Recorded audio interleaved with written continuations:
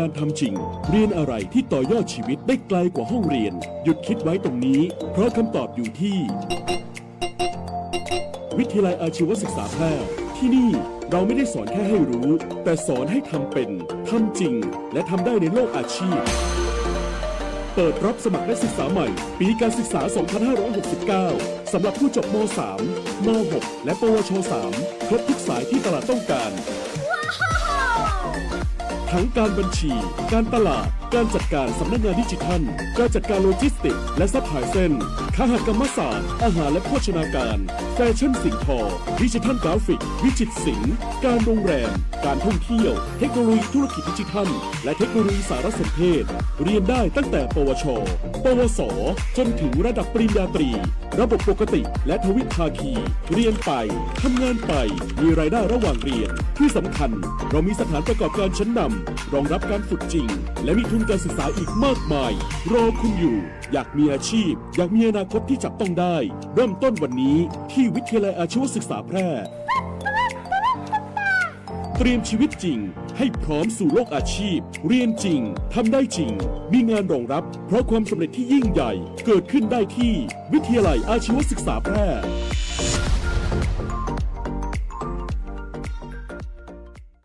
ถ้าชีวิตของคุณคือหนังหนึ่งเรื่องคปภ.เฮาบ่ใจผู้กำกับแต่เฮาคือผู้สนับสนุนตียาให้ตัวเอกอย่างคุณได้ปะกับฉากจบอย่างแฮปปี้เอนดิ้งดังนั้นกู้เหตุประกันภัยสิทธิ์ของคุณต้องได้รับความคุ้มครองหากเกิดข้อพิพาทบันทึกเหตุการณ์เก็บหลักฐานติดต่อบริษัทประกันภัยและเพื่อความมั่นใจคปภ.พร้อมให้คำปรึกษาเพิ่มเติมทุกกรณีเพื่อกู้สิทธิ์ของคุณได้รับความเป็นธรรมอย่างแท้จริงสายด่วนคปภ. 1186 Line Official @OIC Connect คปภ.คุ้มครองผู้ทำประกันภัยคุ้มครองคุณมาช่วยกันเฝ้าระวังไฟป่าไม้ผู้ก่อว่าภาคเหนือมีพื้นที่เผาซ้ำซากสูงถึง10 ล้านไร่กว่า 90% ของไฟป่ามาจากฝีมือมนุษย์ที่เผาเพื่อหาเห็ดของป่าและการเผาเศษซากพืชหลังการเก็บเกี่ยวบ่ว่าจะเป็นต่อสั่งข้าวโพดเลี้ยงสัตว์หรือนาข้าว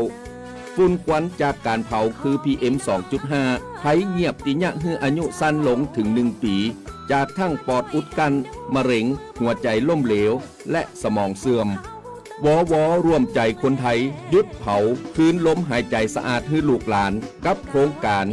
จัดยะนโยบายการเปลี่ยนแปลงการใช้ประโยชน์ที่ดินเพื่อบริหารจัดการ PM 2.5 สนับสนุนโดยวช.สำนักงานการวิจัยแห่งชาติช่วยกันรักษาบ้านสวนให้นาบ่ฮื้อไฟป่ามันเข้าขบวนยาวแต่เราเข้ามาทั้งอำเภอคุณเทกี้เดี๋ยวช่วยจอดข้างหน้าให้แสงล่าแวะซื้อของไปฝากคุณชายกบแป๊บหนึ่งได้ไหมคะได้ครับผมจอดแป๊บเดียวไม่ต้องดับเครื่องก็ได้มั้งครับกลับขึ้นมาก็จะได้นั่งสบายๆแอร์เย็นฉ่ำๆรอเลยไม่ได้แสงล่าจะใครซี่อย่าหาทำเชียวนะคะต้องดับเครื่องก่อนค่ะเจ้าฝุ่น PM 2.5 เนี่ยที่ทำให้เราสุขภาพแย่ทุกวันนี้ก็เพราะนี่ไงคะหนึ่งในสาเหตุสำคัญก็มาจากท่อไอเสียของรถยนต์ที่สัญจรไปมาบนท้องถนนนี่แหละค่ะรับทราบครับผมเช็ครถลดฝุ่นไม่ปรับแต่งเครื่องยนต์เพิ่มเติมไม่บรรทุกน้ำหนักเกินพิกัดลดการใช้รถยนต์ส่วนตัวหันมาใช้ขนส่งสาธารณะแทนทางเดียวกันไปด้วยกันนุกหนานโอ้ my god ทำถึงมากค่ะปรับพฤติกรรมการใช้รถช่วยลดฝุ่น PM 2.5 สร้างอากาศดีเพื่อเราทุกคนปรารถนาดีจากสำนักงานประชาสัมพันธ์ที่ 3 กรมประชาสัมพันธ์ Thank you คุณเทกี้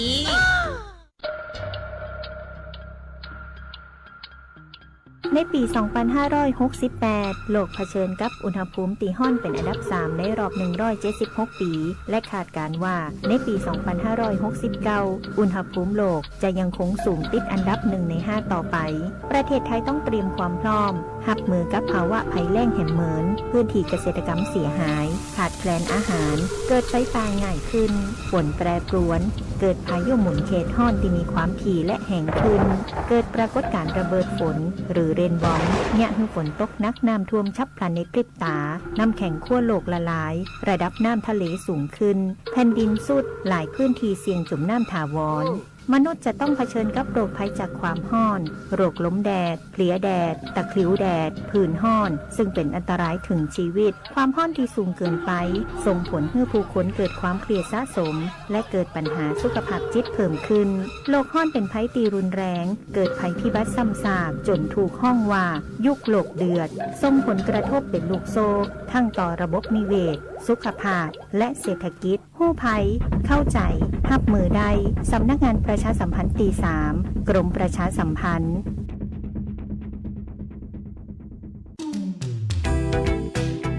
คุณกำลังฟัง FM 91 MHz สถานีวิทยุกระจายเสียงแห่งประเทศไทยจังหวัดแพร่ ให้ความรู้คู่ความสุข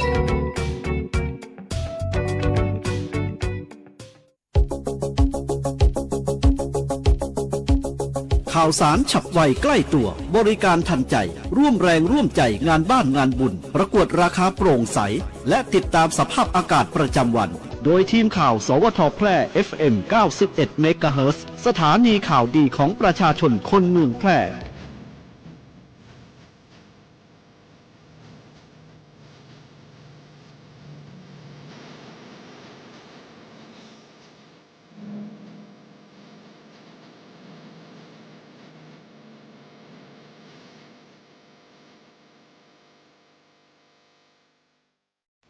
สวัสดีค่ะ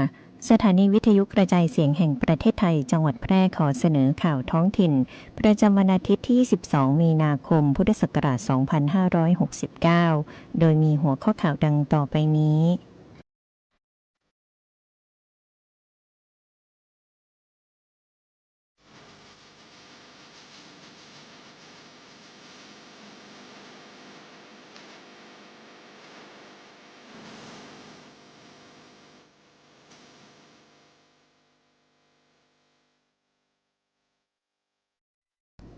จังหวัดแพร่บุกตรวจค้นโกดังเช่าพื้นที่ตำบลแดนชุมพลยึดยาบ้าได้กว่า 8 ล้านเม็ดขนส่งจังหวัดแพร่เชิญชวนเจ้าของรถยนต์รถจักรยานยนต์ตรวจรถฟรีขับขี่ปลอดภัยก่อนออกเดินทางในช่วงสงกรานต์สาธารณสุขจังหวัดแพร่เตือนระวังโรคลิชมาเนียระบาดในพื้นที่เกษตรกรรมและช่วงอากาศร้อนชื้นโครงการส่งน้ำและบำรุงรักษาแม่ยมแจ้งนโยบาย 8 มาตรการรองรับฤดูแล้งปี 2569 ต่อไปเป็นรายละเอียดของข่าวค่ะ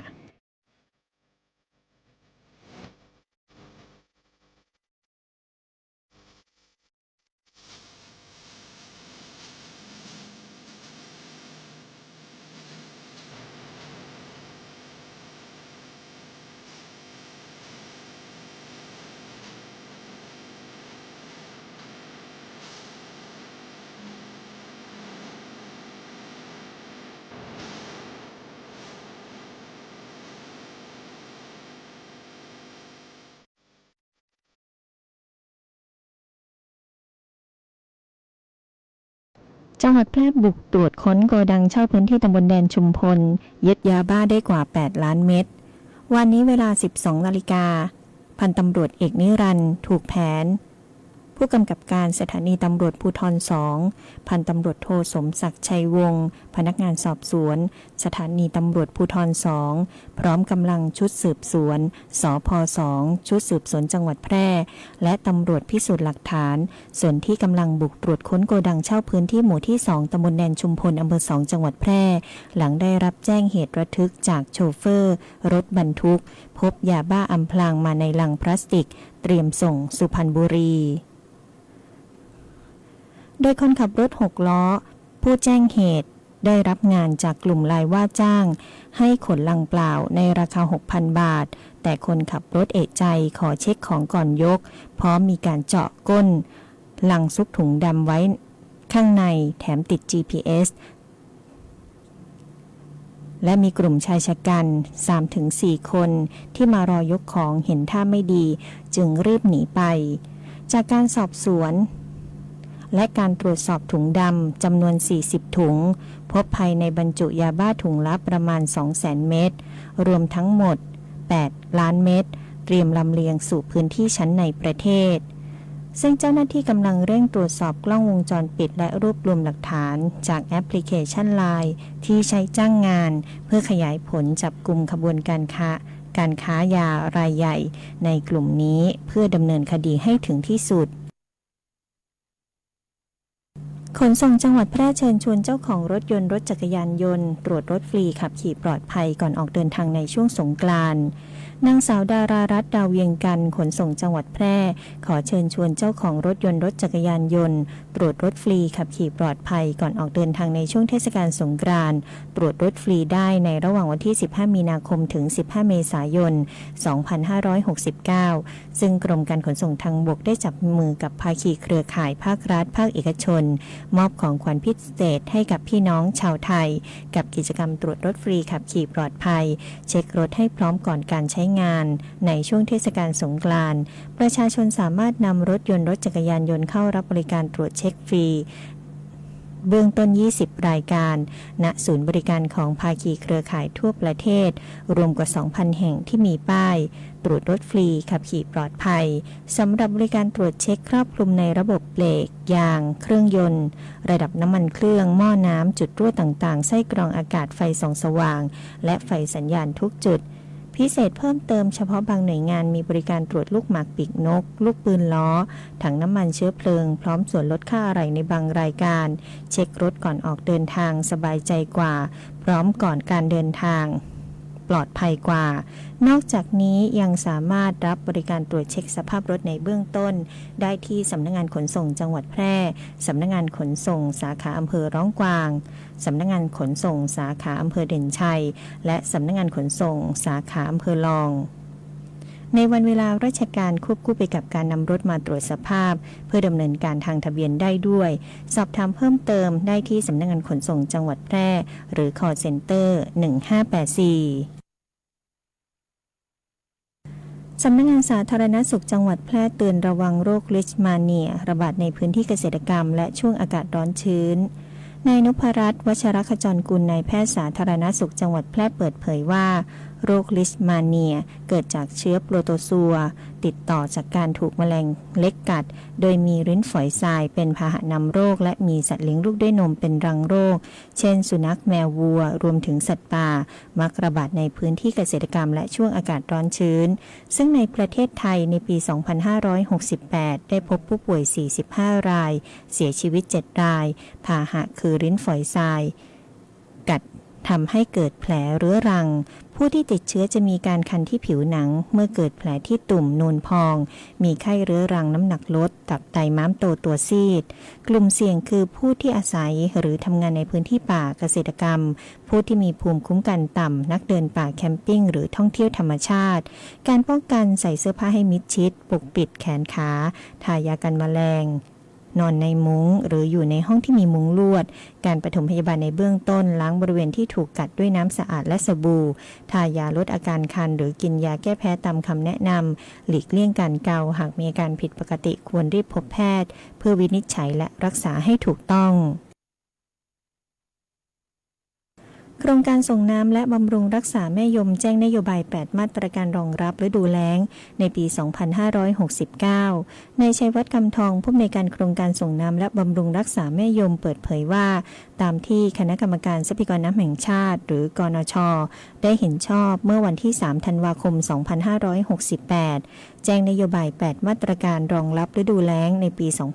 2569 การคาดการณ์ชี้เป้าการแจ้งเตือนพื้นที่เสี่ยงขาดแคลนน้ำทั้งก่อนและตลอดฤดูแล้งการสร้างความมั่นคงทางน้ำเพื่อการอุปโภคบริโภคและการเกษตรอย่างมีประสิทธิภาพกำหนดแผนจัดสรรน้ำและพื้นที่ปลูกพืชฤดูแล้งบริหารจัดการน้ำให้เป็นไปตามลำดับความสำคัญการใช้น้ำที่คณะกรรมการลุ่มน้ำได้กำหนดเพิ่มประสิทธิภาพการใช้น้ำประหยัดน้ำและลดการสูญเสียน้ำในทุกภาคส่วนรวมถึงเฝ้าระวังและแก้ไขคุณภาพน้ำตลอดฤดูแล้งเสริมสร้างความเข้มแข็งด้านการบริหารจัดการน้ำของชุมชน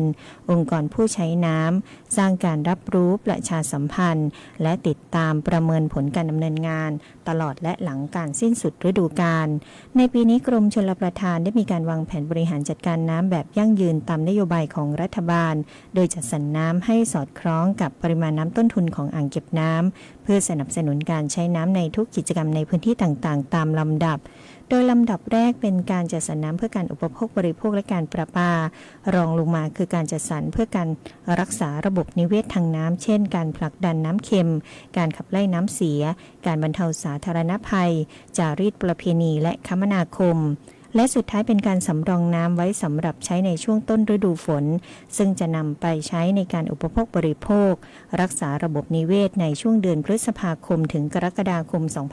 2569 จากนั้นถึงจะเป็นการจัดสรรเพื่อการเกษตรการอุตสาหกรรมพาณิชยกรรมการท่องเที่ยวตามลำดับ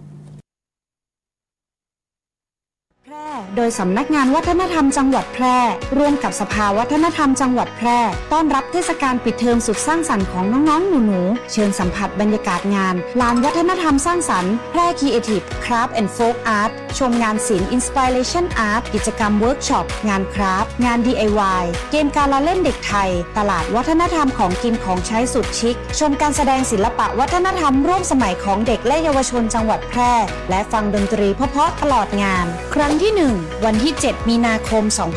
2569 ณ สวนสุขภาพเฉลิมพระเกียรติร9 เตรียมพบกับศิลปินทีป๊อปเบนซ์ข้าวขวัญกิษณะโสภาครั้งที่ 2 กับเด็กๆจอยร่อยมาร์เก็ตสร้างทักษะนักขายมาชิมมาช็อปกับพ่อค้าแม่ค้าตัวน้อยในวันอาทิตย์ที่ 15 มีนาคม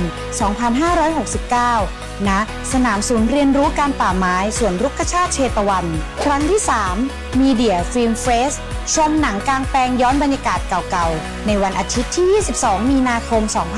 2569 ณ สนามศูนย์เรียนรู้การป่าไม้สวนรุกขชาติเชตวันครั้งที่ 4 Music Festival ดื่มด่ำกับเสียงดนตรีเพราะๆทั้งแบบดนตรีพื้นเมืองดนตรีสากลและดนตรีร่วมสมัยในวันอาทิตย์ที่ 29 มีนาคม 2569 ณ สนามศูนย์เรียนรู้การป่าไม้สวนรุกขชาติเชตวันครั้งที่ 5 สีสันชาติพันธุ์เจริญเมืองแพร่ในวันอาทิตย์ที่ 5 เมษายน 2569 ณ ถนนคนเดินเมืองแพร่ถนนเจริญเมืองแพร่และครั้งที่ 6 พวนเพลินคราฟต์อัตลักษณ์ผ้าหม้อห้อมสู่สากลในวันเสาร์ที่ 11 เมษายน 2569 ณ ลานบ้านวงบุรีกาดกองเก่าอย่าลืมปักหมุดและพบกันทั้ง 6 ครั้งตลอดเดือนมีนาคมและเมษายน 2569 นี้ลานวัฒนธรรมสร้างสรรค์แพร่ Creative Craft and Folk Art จังหวัดแพร่ตาขวางเดินโซเซห่างตกลิ้นห้อยน้ำลายย่อยแม่นเลยเจ้าสัตว์เลี้ยงของท่านกำลังเป็นโรคพิษสุนัขบ้าเพื่อบ่ให้มีการสูญเสียชีวิตจากโรคพิษสุนัขบ้าเฮาผู้คนต้องเป็นส่วนหนึ่งในการเฝ้าระวังป้องกันควบคุมและบูรณาการร่วมกันกำจัดโรคพิษสุนัขบ้าให้หมดไปจากประเทศไทยและบ่ได้ลืมว่าสัตว์เลี้ยงลูกด้วยนมกูชนิดเป็นโรคพิษสุนัขบ้าเฮาต้องเฝ้าระวังสัตว์ปลอดโรคขนปลอดภัยจากโรคพิษสุนัขบ้า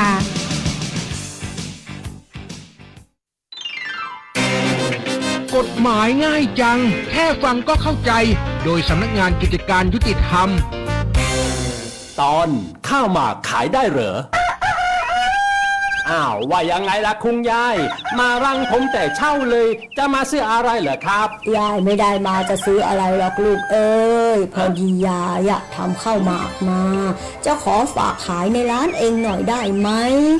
ยังไงข้าวหมากมันก็เป็นอาหารพื้นบ้านของไทยเอามาขายแบบเนี้ยเด็กรุ่นใหม่มันจะได้ไม่ลืมข้าวหมากที่มังหมักจงเป็นแอลกอฮอล์ไม่ใช่หรือยายอย่างเนี้ยเอามาขายไม่หลายหรอกเรียกตำรวจก็มาเยืองกังพอลีหรอกยายอย่าเพิ่งกังวลไปค่ะแม้นข้าวหมากจะมีส่วนผสมของแอลกอฮอล์แต่วัตถุดิบที่นำมาทำนั้นจะควบคุมความแรงของแอลกอฮอล์ไว้ไม่เกิน5ดีกรีและมีลักษณะไม่ใช่เชื้อสุราในตัวเองอีกทั้งยังสามารถทำเป็นอาหารแล้วก็ยารักษาโรคได้อีกด้วยเพราะฉะนั้นแล้วข้าวหมากขายได้ไม่ผิดกฎหมายค่ะฟังอย่างนี้ละค่อยโล่งอกหน่อยงั้นยายเอาข้าวหมากมาวางขายที่ร้านผมได้เลยคงกังเองมันก็ต้องช่วยกันอยู่เลี้ยว หากสงสัยเรื่องกฎหมายหรือได้รับความไม่เป็นธรรมติดต่อสำนักงานยุติธรรมจังหวัดทั่วประเทศ หรือโทรสายด่วนยุติธรรม1111กด77นะ จะบอกให้ ขยะเศษอาหารนี่ทิ้งตรงไหนครับ อย่าเพิ่งทิ้งบางอย่างมันยังใช้ประโยชน์ได้อยู่อย่างเศษผักและผลไม้สามารถนำไปเป็นอาหารให้สัตว์ขนาดเล็กอย่างเป็ดหรือไก่ได้ใบโหระพาสะระแหน่ที่เรากินไม่หมดเอาไปปักชำในน้ำเมื่อเกิดรากนำไปปลูกได้ใหม่อีกอ๋อแค่นี้ก็สามารถลดขยะเศษอาหารได้อย่างมีประสิทธิภาพแล้วแถมเป็นมิตรต่อสิ่งแวดล้อมอีกด้วยนะจ๊ะรักโลกร่วมพิทักษ์รักสิ่งแวดล้อมสำนักงานประชาสัมพันธ์ที่ 3 กรมประชาสัมพันธ์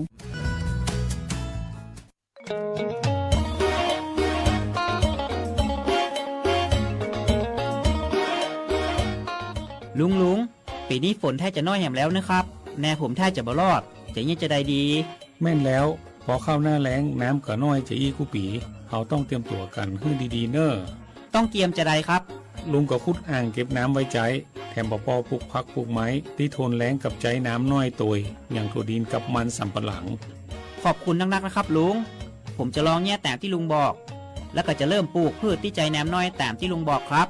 เตรียมพร้อมรับมือกับภัยแล้งเก็บน้ำใช้อย่างรู้คุณค่าและปลูกพืชที่ใช้น้ำน้อยเพื่ออนาคตที่ยั่งยืนสำนักงานประชาสัมพันธ์ที่ 3 กรมประชาสัมพันธ์เกษตรกรบ่แน่บ่นอนบืดหายบืดดีพืชผลเฮามีบางครั้งบางทีราคาบ่แพงมาติดตามพยากรณ์อากาศจากสถานีอุตุนิยมวิทยาแพร่ประจำวันอาทิตย์ที่22มีนาคมพุทธศักราช2569ประเทศไทยตอนบนมีอากาศร้อนในตอนกลางวันมีฝนฟ้าคะนองกับมีลมกระโชกแรงในบางแห่งเนื่องจากความกดอากาศต่ำเนื่องจากความร้อนได้ปกคลุมประเทศไทยตอนบนในขณะที่มีลมใต้ลมตะวันออกเฉียงใต้พัดปกคลุมพื้นที่ดังกล่าวทำให้บริเวณประเทศไทยตอนบนมีอากาศร้อน